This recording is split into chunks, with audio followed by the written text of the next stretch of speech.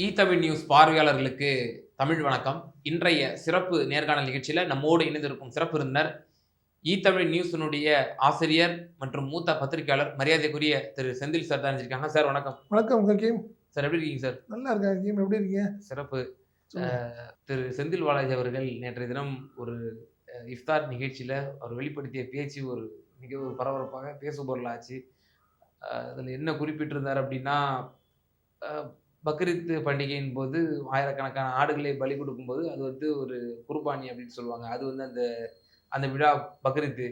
ஆனால் வந்து ஒரே ஒரு ஆடை மட்டும் போட்டு கொத்துக்கறி போட்டோம் அப்படின்னா அது வந்து தேர்தல் களம் அப்படின்ற மாதிரி சொல்லியிருக்காரு.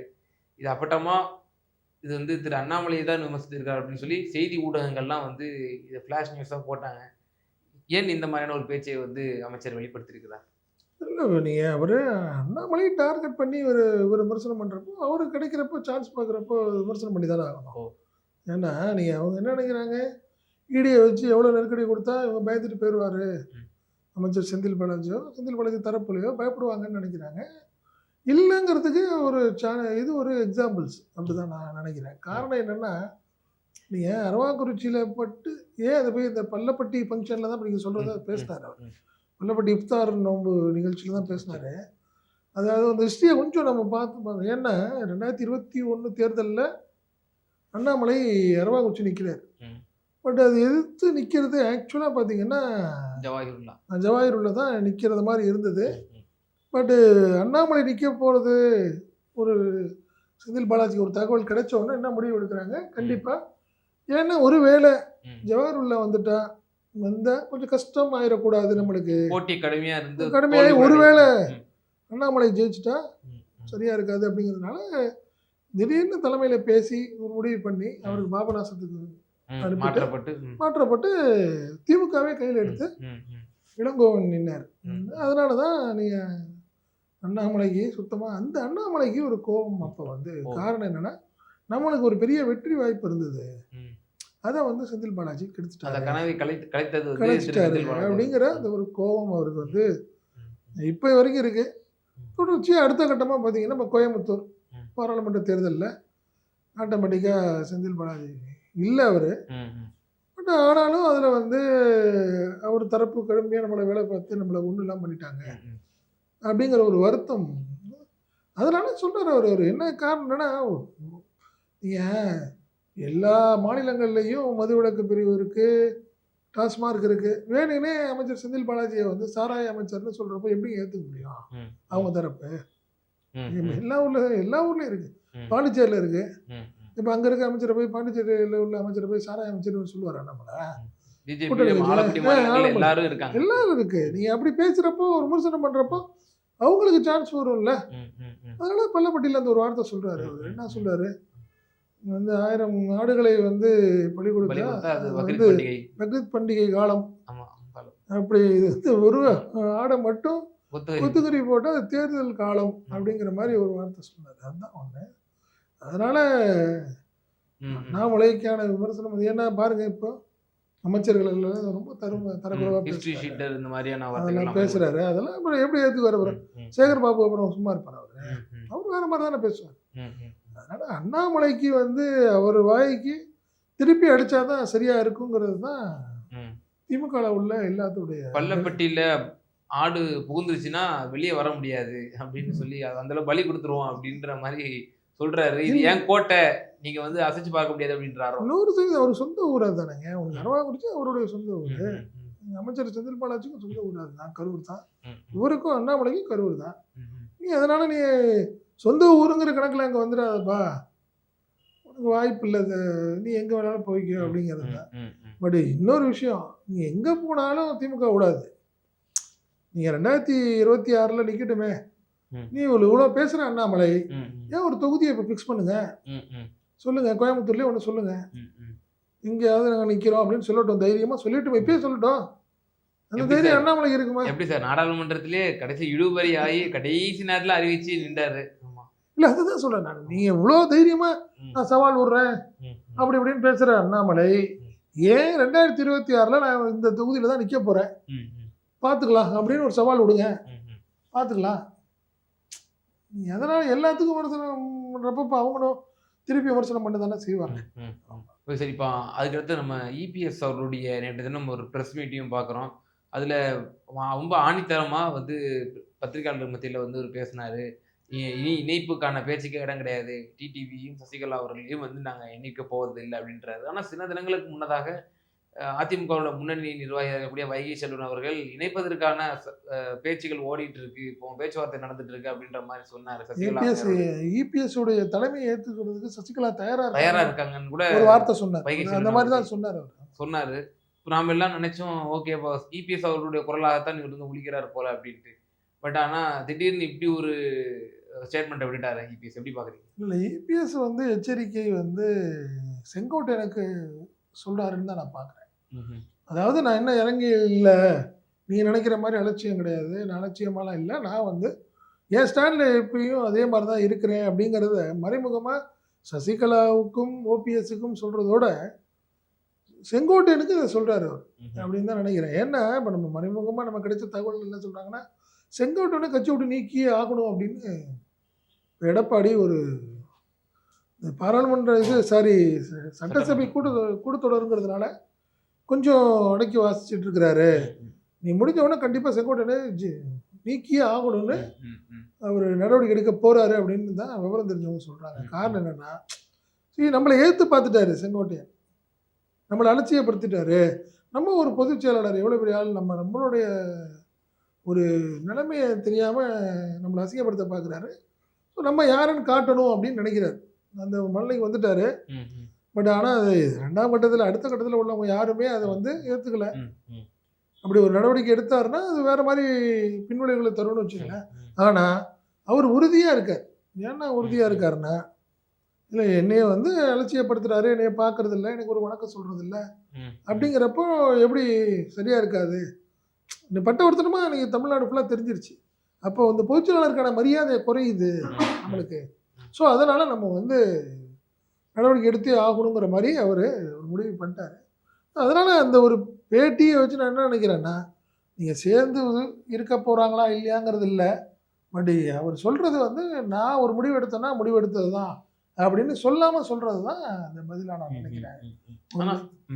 ஆனால் அடுத்த கட்ட நிர்வாகிகள் கடைக்கோடி தொண்டர்கள் மத்தியில் வந்து எல்லாரும் ஒன்றிணையணும், ஒன்றிணைந்தால் தான் வந்து நம்ம வந்து ஆட்சியில் அரியணையில் ஏற முடியும், குறைந்தபட்சம் நம்ம வந்து திமுக அரசுக்கு வந்து நெருக்கடி கொடுக்க முடியும் அப்படின்ற ஒரு குரலும் வந்து பரவலாக இருக்கு இல்லையா? அப்போ அவையெல்லாம் வந்து மதிக்காம இபிஎஸ் வந்து இப்படியான பேச்சுகள். அவர் தெளிவாக தானே இருக்காரு. அவர் அதான் நீங்கள் சொன்ன மாதிரி இது தொண்டர்கள்லாம் இல்லைங்க, அவருக்கு இல்லை. அடுத்த கட்டத்துக்கு பார்த்தீங்கன்னா வேலுமணி தங்கமணியில் ஆரம்பித்து எல்லாமே அப்படி தான் நினைக்கிறாங்க. ஓபிஎஸ் சசிகலாலாம் சேர்ந்து பண்ணால் நல்லது தானே, ரொம்ப வீக்காக இருக்கிறோம், குறிப்பாக தென் மாவட்டங்கள்லாம் ரொம்ப வீக்காக இருக்குது, ஸோ அதனால் அவங்களெல்லாம் சேர்த்துட்டா நல்லது தான் நினைக்கிறாங்க. இல்லை ஒருவேளை வந்து இப்போ டிடி சசிகலாவும் இபிஎஸ் அல்லாத ஒரு தலைமையை வந்து இணைக்கணும் அப்படின்ற மாதிரியான அது பிஜேபியோட அஜெண்டா. அது வந்து பிஜேபி என்ன நினைக்குது இன்ன வரைக்குங்க, இன்னைக்கு நிலைமை வரைக்கும் ஒரு விஷயத்தில் நம்ம பாராட்டணும். இபிஎஸ் என்னென்னா பிஜேபி வேண்டாங்கிற மாதிரி ஒரு ஸ்டாண்டில் இருக்காரு. அதனால தான் சசிகலாவையும் ஓபிஎஸ்ஸையும் நாங்கள் சேர்க்க முடியாதுங்கிறாரு. ஏன்னா பிஜேபி வந்து ஒன்றா நினைக்குது. காரணம் என்னென்னா, ஆரம்ப காலத்துலேருந்தே சசிகலாவும் ஓபிஎஸும் கிட்டத்தட்ட பிஜேபியோட இணக்கமாகவே இருக்காங்க. நீங்கள் 2026 கூட பலாபலத்தில் நிற்பவங்க கூட பிஜேபி கூட்டணியில் தானே இருந்தார் ஓபிஎஸ். அதனால் அதே மாதிரி இவங்க தேர்தல் எலெக்ஷன் அரசியலேருந்து ஒதுங்கிருங்கன்னு சொன்னது பிஜேபி. அதை உடனே சசிகலா ஏற்றுக்கிட்டாங்க. ஸோ அதனால் சசிகலாவும் ஓபிஎஸும் பிஜேபியோடைய கஸ்டடியில் தான் இருக்கிறாங்க. அவங்க ஒரு வேளை கடுமையான ஒரு பிஜேபி ஒரு முடிவு எடுத்துச்சுன்னா, நம்ம ஏற்கனவே சொன்ன மாதிரி எடப்பாடி இல்லாத ஒரு அதிமுக உருவாக்கும். 10 நிமிஷத்தில் நடந்துடும் அது அவங்க நினச்சாங்கன்னா. ஏன்னா நீங்கள் திமுக மாதிரி இல்லைல்ல அதிமுக. இன்னைக்கு எல்லாத்தோடைய நிலைமையும் வந்து சரியா இல்லை. நீங்கள் இப்போ சமீபத்தில் எடுத்த ஒரு சர்வேல நீங்கள் ஒன்றுமே இல்லையே. அதிமுக வந்து என்ன சொல்கிறாங்க, கிட்டத்தட்ட 13-14 தொகுதிகளை தாண்டி இது எந்த தொகுதியிலையும் அதிமுகவுக்கு வெற்றி வாய்ப்பே இது வரைக்கும் இல்லை. இப்போ அந்த ப்ரெஸ் மீட்லேயே தொடர்ந்து அவர் என்ன சொல்கிறார் அப்படின்னா, திமுக கூட்டணியும் சாடுறாரு, எங்கள் தலைமையில் ஒரு மெகா அலையன்ஸ் அமைப்போம், வாக்குகளை சிதறடிக்க விடாமல் நாங்கள் ஒரு அலையன்ஸை ஃபார்ம் பண்ணுவோம் அப்படின்றாரு. அது சாத்தியமா அப்படிங்கிற ஒரு கேள்வி இருக்குது. மேலும் திமுக கூட்டணி கட்சியெல்லாம் போய் பாருங்க. அவங்க தனித்துவத்தை இழந்துட்டாங்க.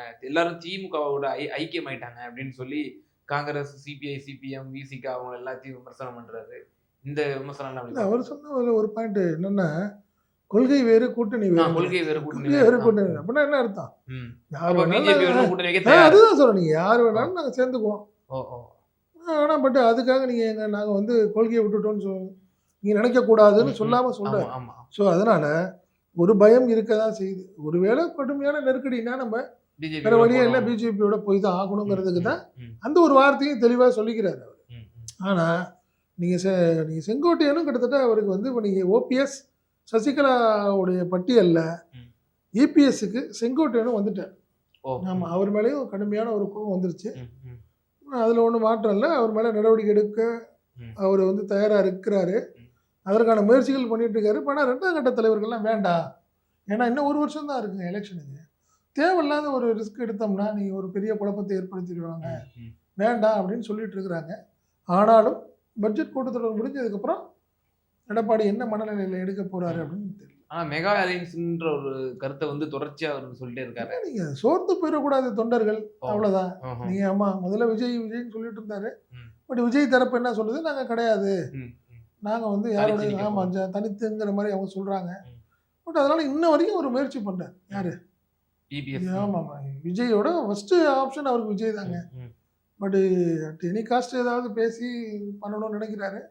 பட் விஜய் எந்த அளவுக்கு ஒத்துக்குவாருன்னு தெரியல. பட் ஆனால் அவருக்கு பிஜேபி வேண்டாங்கிற ஒரு மனநிலையில் தான் இருக்கிறாரு. காரணம் மைனாரிட்டி வாக்குகள் மீண்டும் நம்மளுக்கு கிடைக்காம போயிடும் அப்படிங்கிறது அவருடைய எண்ணம். ஓகே சார், இறுதியான ஒரே ஒரு விவகாரம், இந்த டீலிமிட்டேஷன் விவகாரத்தில் தமிழகம் வந்து ஒரு முற்போக்கு மாநிலமாக அந்த பிரச்சனையை வந்து முன்பே அறிந்து எல்லா பல எந்தெந்த மாநிலங்கள்லாம் பாதிக்கப்பட்டிருக்கக்கூடிய அந்த முதலமைச்சர்கள் எல்லாத்தையும் அழைத்து ஒரு மீட்டிங்கை வந்து நம்முடைய முதல்வர் ஸ்டாலின் அவர்கள் வந்து கண்டக்ட் பண்ணார். ஸோ இது அடுத்த மீட்டிங் வந்து ஹைதராபாத்துக்கு வந்து நடத்துவோம் அப்படின்ற ஒரு அறிவிப்பையும் நான் செஞ்சிருக்கிறாரு. ஸோ இது தொடர் இயக்கமாக வந்து இந்த இஷ்யூவை வந்து கொண்டு போக போகிறோம் அப்படின்ற ஒரு விஷயத்தை சொல்லியிருக்கிறாரு. ஸோ இது எந்த அளவுக்கு வந்து ஒரு வெற்றியை தரும்னு நீங்கள் பார்க்குறீங்க? மேலும் அரசியல் லாபம் எந்த அளவுக்கு திமுகவுக்கும் திரு மு க ஸ்டாலின் அவர்களுக்கும் தரும்னு பார்க்குறீங்க? இல்லை, மிகப்பெரிய ஒரு சக்ஸஸ்ங்க, அதில் ஒன்றும் மாற்றம் இல்லை. ஏன்னா யாருமே எதிர்பார்க்கல. காரணம் என்ன, நீங்கள் திமுகவுடைய ஒரு அழைப்பு ஏற்று கிட்டத்தட்ட ஒரு 13 கட்சிகளுடைய தேசிய லெவலில் வந்து முக்கிய தலைவர்கள், 2வது சிஎம், ஒரு 3-4 சிஎம் வந்துட்டு போயிருக்கிறாங்க. இதெல்லாமே ஒரு மிகப்பெரிய சக்ஸஸ் தான். ஏன்னா நீங்கள் பிஜேபி அடித்த அடியில் பார்த்தீங்கன்னா இன்னைக்கு பால் தாக்கரே டீம், அவங்க ஃபேமிலி எவ்வளோ பெரிய பவர்ஃபுல்லான அந்த ஒரு கட்சி. சிவசேனா, அந்த அவங்க பால் தாக்கரேவோட குடும்பம் எவ்வளோ பெரிய செல்வாக்கான குடும்பம், அதை வந்து இன்னைக்கு சிதைச்சிருச்சு பிஜேபி. புரியுதுங்களா? நீங்கள் அடுத்த கட்டத்துக்கு பார்த்தீங்கன்னா சரத்பவார், அதே ஒரு சூழ்நிலை தான். அடுத்தது கெஜ்ரிவால். ஸோ இந்த மாதிரி சூழ்நிலைகள்லாம் எல்லாமே பயப்படுறாங்க. நீங்கள் அதோட விளைவு தான் இன்றைக்கி வந்து மம்தா அப்படியே சைலண்ட்டாக இருக்கிறாங்க. பெருசாக அவங்க வந்து ரியாக்ட் பண்ணவே இல்லை. நீங்கள் இன்னும் பார்த்தீங்கன்னா ஜெகன்மோகன் வந்து நீங்கள் சந்திரபாபு நாயுடும் பவன் கல்யாணும் வந்து பிஜேபி கூட்டணியில் இருந்தாலும் பிஜேபியை பெருசாக விமர்சனம் பண்ணாமல் இருக்கிறாரு, பயந்துட்டு. யார்? ஜெகன்மோகன் இன்னும் பெருசாக விமர்சனம் பண்ணவே இல்லை. பார்த்தீங்களா? பிஜேபியை விமர்சனமே பண்ண மாட்டார் அவர்.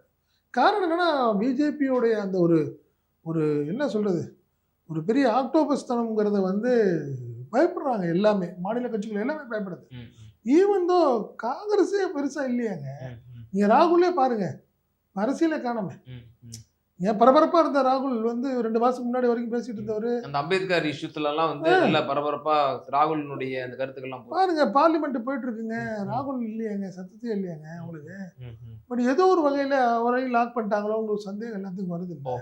இப்படி ஒரு சூழ்நிலையில் திமுக எடுத்து மிகப்பெரிய முயற்சி இது. பயப்படாம தைரியமா எடுத்த அந்த ஒரு ராகுல் வந்து சமரசம் ஃபைட் பண்றேன்னு சொல்றாரு. இப்போ அவருடைய பதவியை கூட வந்து டிஸ்குவாலிஃபை பண்ணாங்க. அதே போல இன்னும் எவ்வளோ நெருக்கடிகள் கொடுத்தாங்க. அதெல்லாம் மீறியும் அவர் வந்து ஃபைட் பண்ண தானே செய்வார். இந்த விஷயத்துல காங்கிரஸ் எடுத்து பண்ணியிருக்கலாமே. தென் மாநிலங்கள் இன்னைக்கு காங்கிரஸை வந்து தூக்கி பிடிக்கிறதே தென் மாநிலங்கள் தானே.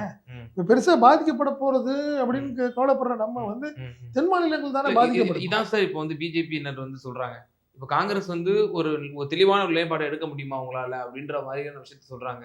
ஏன்னா இப்போ வந்து இப்போ எப்படி மேகதாது விவகாரமோ காவேரி விவகாரமோ எப்படி வந்து முல்லை பெரியார் விவகாரமோ மாநில வாரியாகத்தான் ஒரு முடிவெடுக்க வேண்டிய ஒரு சூழ்நிலை காங்கிரஸ் கட்சிக்கு இருக்கு. இப்போ இதே நம்ம வந்து டீலிமிட்டேஷனுக்கே வந்து நம்ம அழைப்பிதழ் கொடுத்திருந்தோம் ஹிமாச்சல் காங்கிரஸ் கமிட்டிக்கு. ஆனால் ஹிமாச்சல் காங்கிரஸ் கமிட்டி வந்து அந்த பிரதிநிதிகளை வந்து அமைச்சு விடல. ஸோ அப்போ பிராந்திய ரீதியா தான் காங்கிரஸ் வந்து அது ஒரு ஸ்டாண்ட் எடுக்க வேண்டிய சூழ்நிலை இருக்கு அப்படின்னு சொல்லப்படுது இல்ல. இல்லை உண்மைதான். நீங்கள் வந்து கர்நாடகா பாதிக்குது உங்களுக்கு ம். உங்களுக்கு தெரிஞ்சு நீங்கள் ஆட்டோமேட்டிக்காக வரலாமே. ம். தெலுங்கானா ஏங்க ஒன்றும் இல்லை, பவன் கல்யாண் வந்து ஒரு ரெப்ரசன்டேட்டிவ் அனுப்புகிறாருங்க. ம். இல்லை அவருக்கு தெரியாதா ஒரு விஷயம்? அவருமே பிஜேபி கூட்டணியில் தான் இருக்காரு. இருக்கிறாரு. ம். ஸோ நீங்கள் அவங்க வந்து இஷ்யூ பேசிஸில் வந்து நீங்கள் தானேங்க நீங்கள் கட்சியை நடத்த முடியும். ம், ம், ம். நீங்கள் யார் உங்களுக்கு ஒரு மேஜர் பார்ட்னர் இவர் யார்? ம். ஸ்டாலினுடைய ஒரு முன்னெடுப்பு அவ்வளோதான். நீ அவர் தான் நடத்துகிறாரு. ஸோ ஆட்டோமேட்டிக்காக ஒரு காங்கிரஸ் வந்து கொஞ்சம் கூட அதை பற்றி சிந்திக்காமல் இப்படி இருக்கிறதுனால தாங்க அந்த கட்சி வளராமையே இருக்குது. ம், ம், ம். நீங்கள் அதனால் நான் என்ன சொல்கிறேன், இந்த விஷயத்தை பொறுத்த வரைக்கும் முதல்வருடைய ஒரு இந்த அழைப்பு, இந்த ஃபங்க்ஷன்ஸு இப்போ என்ன பண்ண போகிறாரு, சிஎம் தலைமையில் தான் போய் பிரதமரை பார்க்க போகிறாங்க. ம், ம். எம்பிஸு எல்லாம் போய் பார்த்து பேச போகிறாங்க. ஸோ நீங்கள் கிடைக்கிற சான்சஸை பக்காவாக பயன்படுத்திக்குது திமுக. ஓகே. நீங்கள் தேசிய லெவலிலான விஷயங்கள் எடுத்துக்க நீங்கள் ம், என்ன, நீ மும்மொழி கொள்கை விஷயம், ம். தேசிய கல்விக் கொள்கை விஷயத்துலலாம் பார்த்தீங்கன்னா நீங்கள் நம்மளுக்கு பெருசாக பாதிப்பு இல்லைனாலும் கூட ம், ஆரம்பத்துலேருந்து ஃபைட் பண்ணதோட நீங்கள் நிதியை நிப்பாட்டி வச்சுக்கோ மத்திய அரசு. ம், ம், உங்களுக்கு என்ன அவ்வளோ கோவம் அப்படிங்கிற மாதிரி தானே ம், ம். அவங்க. பட் ஆனால் கிடச்சி கொஞ்சம் கூட சிலைக்காமலாம் இருக்காரு. ம். அதனால் இந்த விஷயத்தை பொறுத்த வரைக்கும்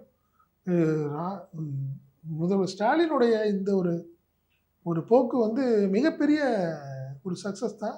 ரெண்டாவது அவருக்கு ஒரு தேசிய லெவலில் அவருக்கு ஒரு பெரிய இமேஜ் ஏற்படுத்தியிருக்கு அப்படின்னு தான் நான் பார்க்குறேன். பல்வேறு விவகாரங்கள்ல அண்ணாமலை செந்தில் பாலாஜி அந்த விவகாரமும் சரி, அதே போல இபிஎஸ் அவரோட பிரஸ் மீட்டும் சரி, டீலிமிட்டேஷன் இது மாதிரியான பல்வேறு கேள்விகளுக்கு வந்து தெளிவாகவும் உங்களுடைய டீட்டெயில்டு அனாலிசிஸை எங்கள் நேயர்களுக்கு பகிர்ந்தமைக்கும் இந்த நன்றி சார். நன்றி. நமது தமிழ் நியூஸ் சேனலில் உங்களது பொருட்களை வெறும் 500 ரூபாயில் விளம்பரம் செய்ய வேண்டுமா? தொடர்புக்கு 7806942275 தொடர்பு கொள்ளுங்கள்.